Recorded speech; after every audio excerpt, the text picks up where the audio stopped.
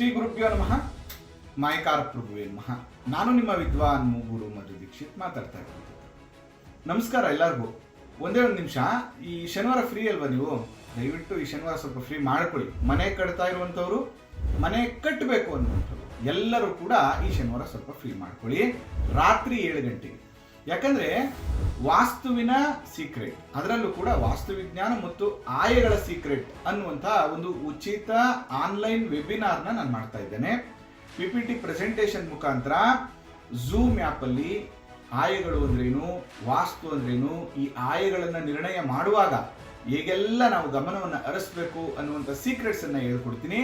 Complete free ಇರುತ್ತಪ್ಪ, ದುಡ್ಡೇನು ಕೊಡೋಂಗಿಲ್ಲ. ಎಲ್ಲರೂ ಮಿಸ್ ಮಾಡದೆ ಆ ವೆಬಿನಾರ್ನ ಅಟೆಂಡ್ ಮಾಡಿ, ಅದ್ರ ಜೊತೆಗೆ ನಿಮ್ಮ ಸ್ನೇಹಿತರಿಗೆಲ್ಲ ಇವಾಗಲೇ ಶೇರ್ ಮಾಡಿಬಿಡಿ.